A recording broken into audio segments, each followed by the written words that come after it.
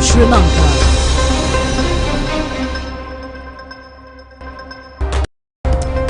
Good evening and welcome to the National News broadcast brought to you live from the National News Studios here at the Sri Lanka Rupavahini Corporation.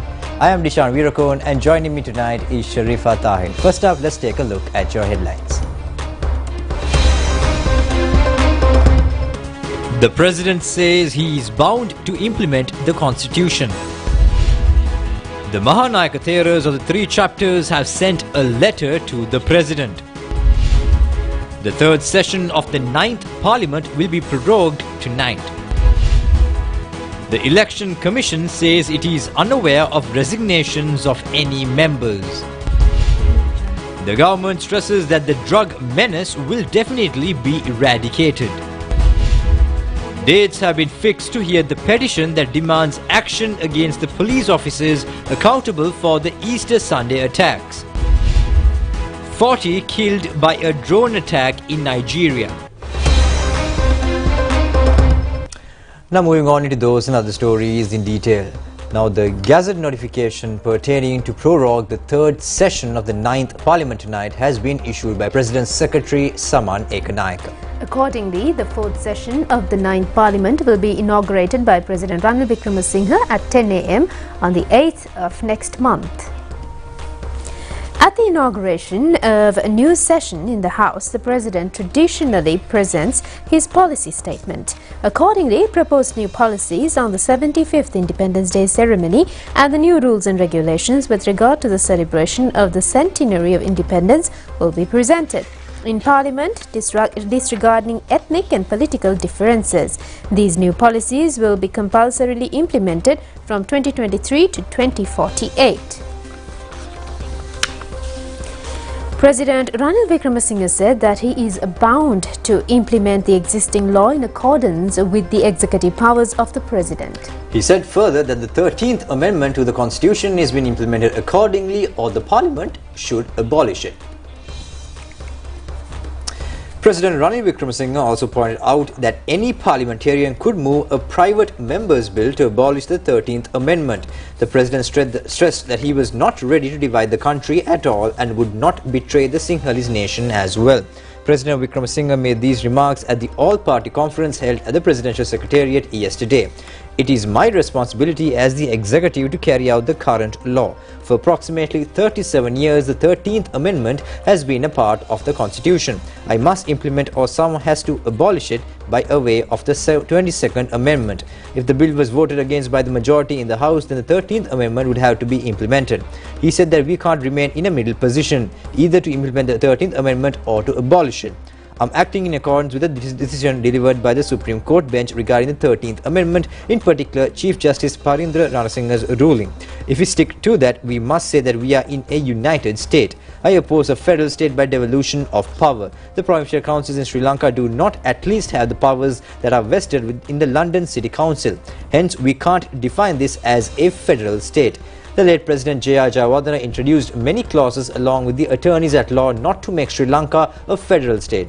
So far, every president has decided to put this into action. So either we out to get rid of the 13th Amendment or should implement it. A massive extension of land was under the government by the time the conflict came to an end in 2009, and thereafter most of those lands were released to the public under the reigns of former Presidents Mahinda Rajapaksa and Maithripala Sirisena. The largest extension of lands in Jaffna was issued under the reign of former President Maithripala Sirisena. There is only a land extension of 3,000 acres under the government as of now. The release of that extension land too shall be entrusted with the security forces to be done without causing interruption to the security activities. We discussed the release of those lands with the Defence Secretary, the Chief of Defence Staff and the commanders of the Tri-Forces and acted upon their views. The Land Commission needs to be established immediately. The draft bill in that regard could be moved by March. The Constitution has it that 9 representatives from each province should be included, while 12 are appointed by the President. Then a national land policy should be formulated. Thereafter, the national land policy could be put into action by the Land Commission. If establishment of the National Police Commission instead of a Provincial Police Commission is objected, an amendment should be made. However, either should be done. The measures that would be taken in this regard will be presented to the Parliament on the 8th of February, and if there are any suggestions, they could be made so before February 4th. neither any of here nor I am ready to divide our country. We are all Sinhalese who are seated here. These individuals will not betray the Sinhalese. Sinhalese should coexist with other ethnic groups such as Tamils, Muslims and Burghers. I have no doubt that if we protect the notion in the line, children of one mother in our national anthem, we could go forward united. We shall work towards a consensus-based solution for the political and economic issues one step at a time. Let's solve our issues step by step in a manner that could be accepted by all. Let's act as we agreed earlier without being stuck in this problem. We neither betray nor divide the country, and the country is united today. Venerable Athuraliya Ratanathera, Prime Minister Dinesh Gunawardena, Speaker Mahinda Yapa, former Presidents Mahinda Rajapaksa and Maithripala Sirisena, a number of ministers and Tamil and Muslim political party leaders were present at the meeting.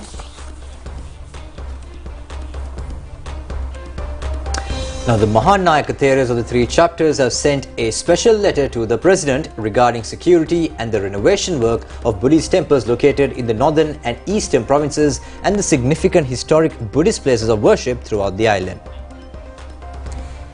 It is mentioned in the letter that the three armed forces have made a significant contribution for the security and development activities of the historic Buddhist places of worship during the past period.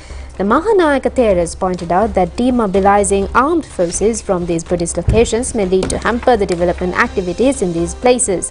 The three Mahanayakatheras have stressed the fact that it is a necessity to deploy security forces in the said premises. They have also informed the President that maintaining the existing army camps in those religious places is appropriate.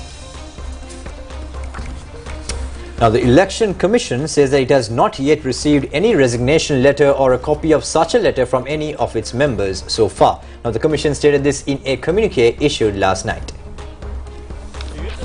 Secretary to the Election Commission HMTD Herat says that some media institutions have carried out news items that allege that the chairman and the members of the commission have resigned, and one of the resignations have been directed to the Presidential Secretariat. The commission says that duties of the commission and the activities relevant to the local government polls will be conducted as scheduled without any disturbance. Some elements are carrying such fake news from time to time in order to tarnish the image of the commission and public trust towards it. Meanwhile, Sri Lanka National Election Monitoring Centre issuing an announcement requests the Election Commission to act in a transparent manner and maintain accountability. The announcement further states each information relevant to the local government polls should be published and people must be enlightened. Meanwhile, Chairman of the Election Commission Nimal Punchiheva expressing views today on the new act controlling expenses of election propaganda. Chairman of the Election Commission Nimal Punchiheva said that a decision has been taken to permit a cost of 20 rupees per voter. If there is 1,000 voters in a ward, a maximum amount allowed for a candidate is 20,000 rupees. However, personal communication and transport within the ward is exempted from this limit. Under the new act, expenditure on the use of mass media, electronic and print media cutouts and large-scale propaganda moves have been controlled. State Minister of Finance Ranjit Siambalapitiya says that attention of the IMF has been focused for the problems faced by the people due to the economic crisis.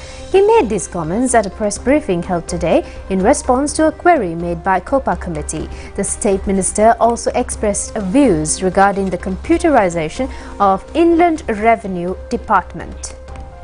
State Minister Ranjit Siambalapitiya said that we held discussions on the difficulties faced by the public in the move of increasing state income. Information technology, especially online, must be used in the process of gathering tax income.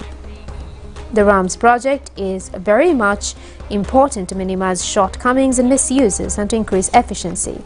This project was initiated 10 years ago under an agreement made between Sri Lanka and Singapore governments. Once the project had been completely planned under an act, another act was brought. Therefore, the project has to be revised to a new one. That is why the process has taken a long period of time. This project has been delayed as it's cost about $9 million. However, the President paid attention to this and set aside the due amount with much difficulties. We expect to complete this project by November. Unquote. Governor of the Central Bank, Dr. Nandalal Veerasinghe, points out that people have to make commitments towards the process of rebuilding the economy by correcting false economic policies. Now, the economic stability can be established through such a program without a delay. He made these comments participating in a symposium organized at the Sri Jayawardhanapura University. The two-day symposium has been organized by the Department of Forestry and Environmental Science of the Sri Jayawardhanapura University. Over 200 research papers were presented at this symposium. Gracing the occasion as the chief guest, Dr. Nandalal Veerasinghe pointed out that economic resilience and environmental sustainability are closely related. The governor also elaborated on the nature of Sri Lanka's economic journey. The keynote address was delivered by the residential representative of the United Nations Food and Agricultural Organization, Vimalendra Sharan.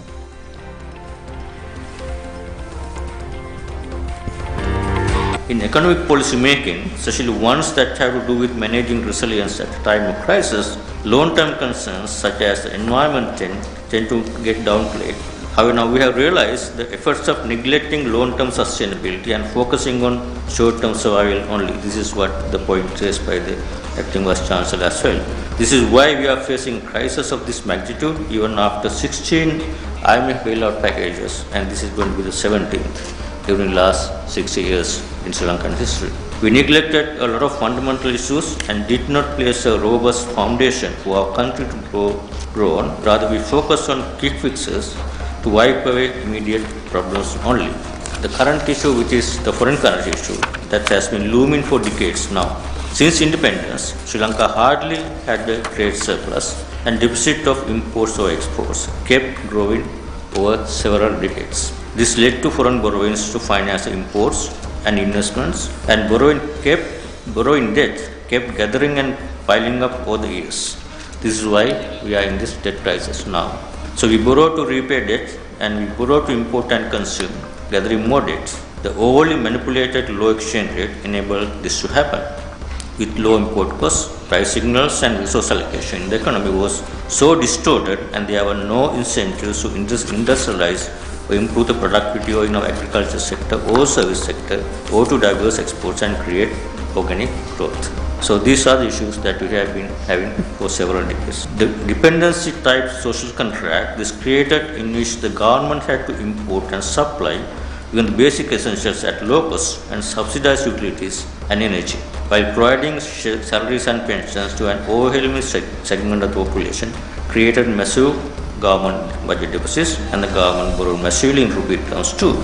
In this way, government crowded out private investments, with banks channeling people's savings, that is deposits, to government securities and investments. The situation drew up interest rates offered by banks for loans applied by the public and reduced funds available for the private sector to borrow and invest. So these are the current issues that we are facing, and I am sure we all know the difficulties now we are going through.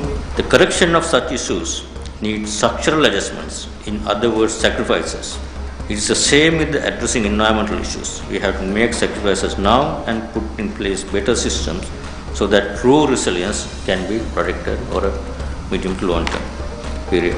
Therefore, this time, our efforts to come out of crisis, we aim towards true resilience. Resilience that is aimed towards the long term with well-being of people in our minds.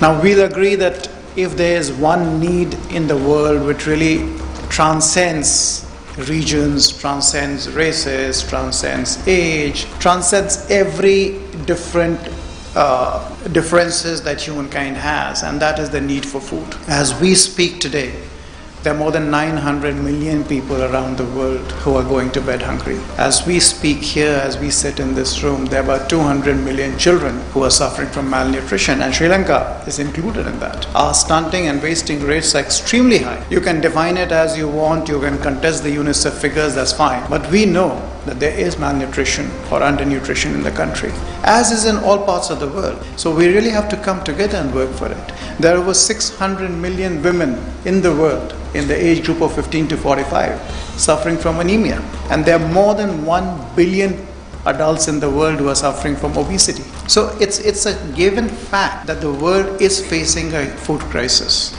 a nutrition crisis, and this in the context of sustainable development goals, where just a couple of years back the countries in the world came together and signed off to say that by 2030 we will eradicate hunger. The rate at which we are going, sadly, I think it will need another 30 years, maybe 2060, 2065, before this world sees an end to hunger. And that is really serious, because if we are not being able to take care of what we have as in terms of population on Earth today, imagine what's going to happen in 2050 when the world population is about 10 billion. All studies are showing that you will be requiring food which is at least 50% more, 60% more than what you grow today. And where is this going to come from? Because the impact of climate is actually leading to lowering of yields and production. Now, Indian High Commissioner Gopal Bagle says Sri Lanka has special consideration from the Prime Minister Modi's policy of priority for the neighbour. The High Commissioner made these comments at a ceremony held in the High Commissioner's office residence yesterday to mark the 74th Republic Day of India. Prime Minister Dinesh Gunawardena, former Presidents Mahinda Rajapaksa and Gotabaya Rajapaksa and a number of ministers and parliamentarians were present at the ceremony.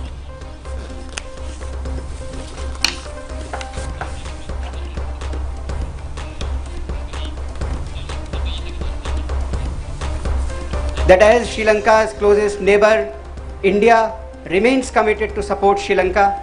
India remains committed to encourage an investment-led economic recovery and investment-led economic growth in Sri Lanka. And there cannot be a better coincidence to reiterate this commitment, not only today on India's 74th Republic Day, but also 1 week later when Sri Lanka will celebrate its 75th Independence Day. So I take this opportunity to convey my best wishes, the best wishes on behalf of the people of India to our brothers and sisters in Sri Lanka in advance on their forthcoming Independence Day. I wish them all success. India wishes them all success.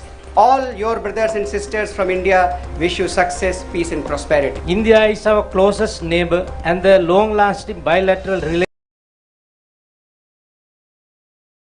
between Sri Lanka and India are based on cultural and historical links, shared values and growing economic connections. The two countries mark the milestone of the 75th anniversary of establishment of diplomatic relations, keeping in line with Prime Minister Modi's policy of neighborhood first. India's neighborly solidarity has extended further with India's crucial and timely support in assisting Sri Lanka to overcome the current economic challenges. Sri Lanka also acknowledges other forms of humanitarian assistance provided to people of Sri Lanka during the most difficult time last year. India has further expressed its friendship and confidence in Sri Lanka with recent announcement of financial assurance related to IMF program. India has been a dependable partner of Sri Lanka and will continue to be so. Now, Minister of Public Security Tiran Alas says that unless the drug dealers stop their businesses, the government will definitely stop it somehow or the other. At a press briefing held today, the minister said that an extensive program has been planned to implement within the next few months. Minister of Public Security Tiran Alas said that he would like to give a message to the drug racketeers. They must stop their deals or else they will be eradicated within the next few months. The government requests the general public to join hands with the police by providing required information.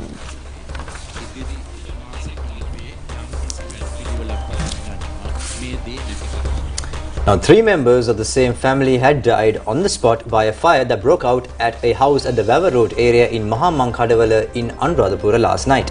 The police said that the cause of the fire could be an electricity leak.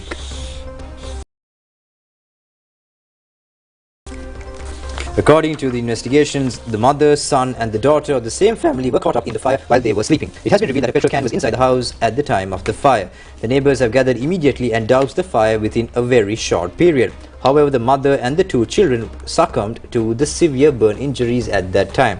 Father of the children has been admitted to the Anuradhapura Teaching Hospital with severe injuries. The deceased mother was 33-year-old and the daughter was a 10-year-old and the son is just 5 years. The Anuradhapura police conducts further investigations into this matter.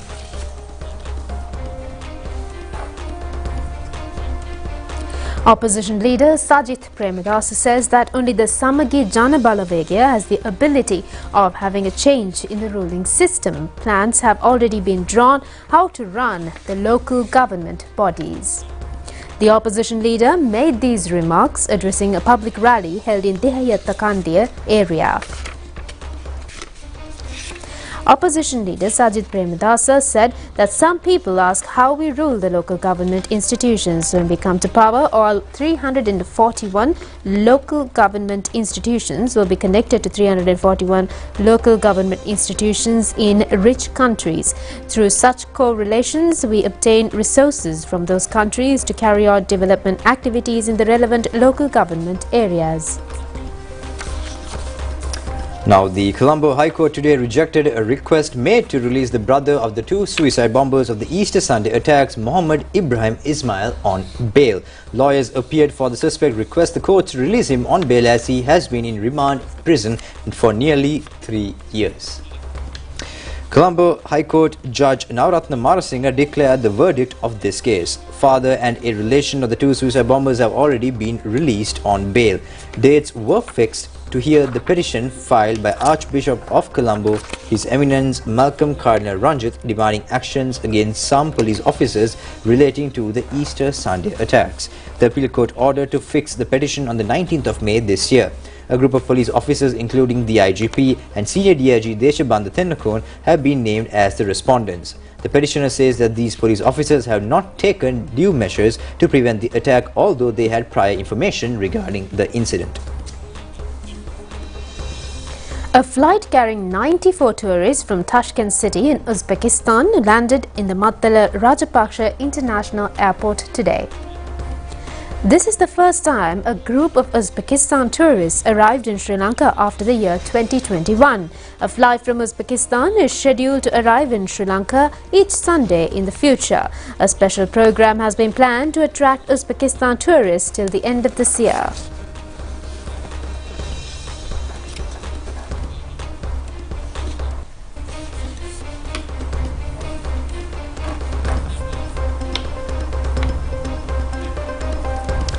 Now, Minister Dr. Bandula Gunawardena stressed the need to have a broad dialogue to revitalize the broken Sinhala cinema industry. He made this comment at a ceremony held in the Tarangani Cinema Hall at the Film Corporation yesterday to mark the 76th anniversary of the Sinhala cinema and the 51st anniversary of the National Film Corporation. Floral tributes were made to the photographs of late Prime Minister Sirimava Bandaranaike, who initiated the Film Corporation, and Dr. Lester James Pearis and Sumitra Pearis.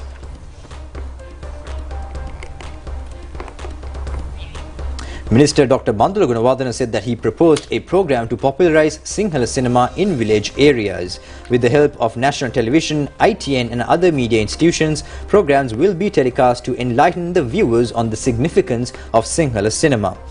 A felicitation award was offered to veteran film director Chandran Ratnam at this ceremony. The keynote address was delivered by Professor Samantha Hera. Secretary to the Ministry of Mass Media, Anusha Palpita, Chairman of the Film Corporation, Deepa Chandaratna, and a group of officials were present at this occasion.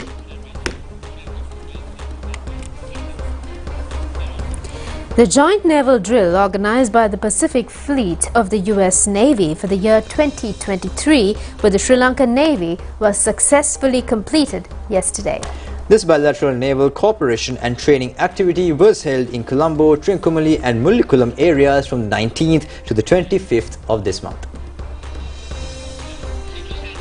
The conclusion ceremony held at the Colombo Harbour premises was attended by US Ambassador in Sri Lanka, Julie Chung, and a US Navy group of the 7th Fleet, including its Vice Commander. Two ceremonies have also been organized at the Trincomalee Naval Base and the Mullikulam area in line with this event. The objective of this bilateral naval exercise is to maintain the free Indo-Pacific naval zone, promoting the defense cooperation in the region, maintaining marine solidarity and enhancing the marine interaction process between the two countries. Sri Lanka Navy, the Coast Guard Department and the Sri Lanka Air Force also joined in this exercise. Representatives from Japan's Volunteer Marine Defence Force and National Defence Force in Maldives also participated in this exercise. In line with the naval exercise, a series of seminars were also held on the topics of law and order, women's role and empowering marine law. A series of programs to enhance mutuality and cooperation among the stakeholders have also been included in the program.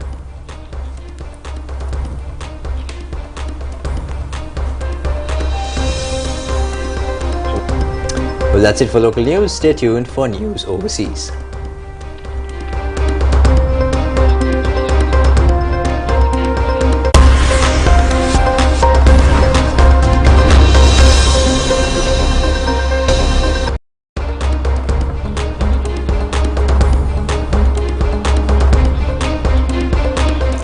Moving on to news overseas now, the death toll from a bomb blast that struck a group of herders in central Nigeria has risen to 40 from 27, the local government said.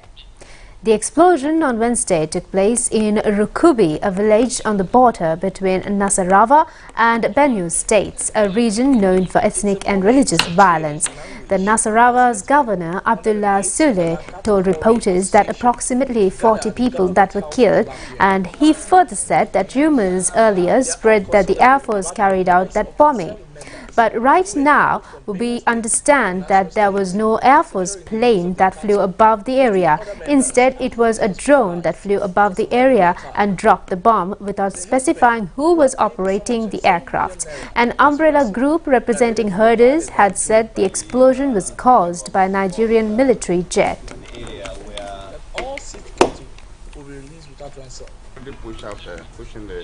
Now, foreign media reports that Afghanistan is facing its worst winter in more than a decade amid an unprecedented humanitarian crisis. It is reported that more than 150 are dead as Afghans battle the cold wave. More than 160 people have died from a cold wave in Afghanistan this month in the worst winter in more than a decade, authorities said yesterday, as the country is facing an unprecedented humanitarian crisis. Many were unable to afford fuel to heat homes in temperatures well below freezing. 162 people have died due to cold weather since January the 10th until now, said Shafiullah Rahami, a spokesperson for the Ministry of Disaster Management. The coldest winter in 15 years, which has seen temperatures dip as low as minus 34 degrees Celsius, has hit Afghanistan in the middle of a severe economic crisis. Many aid groups have partially suspended operations in recent weeks after the Taliban rulers last month banned women from working in non-governmental organizations, leaving international agencies unable to operate many programs. The Taliban, which returned to power in August 2021 after waging war 20 years of armed rebellion, which banned women from attending universities in December in a snowy field in the west of the Afghan capital, where you see children rummage through rubbish looking for plastic to burn to help their families unable to afford wood or coal. In the meantime, foreign media reports that NASA is planning to test nuclear thermal rocket engine for the first time in 50 years. A nuclear thermal rocket engine in development could one day transport humans to Mars. The Defense Advanced Research Projects Agency, a research arm of the U.S. Department of Defense, and NASA are setting their sights on a type of rocket engine where humans could reach Mars quickly and safely. The first test could occur as soon as 2027, and the Defense Advanced Research Projects Agency and NASA have a long history of fruitful collaboration in advancing technologies for our respective goals.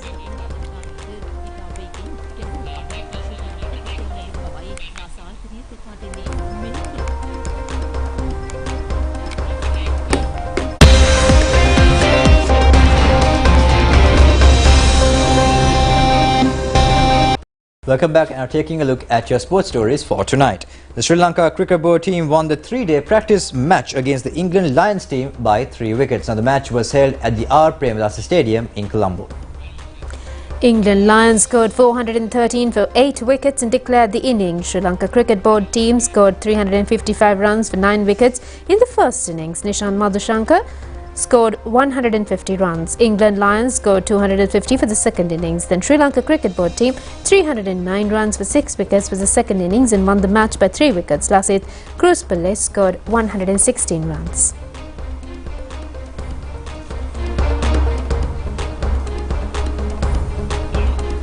India has qualified for the final.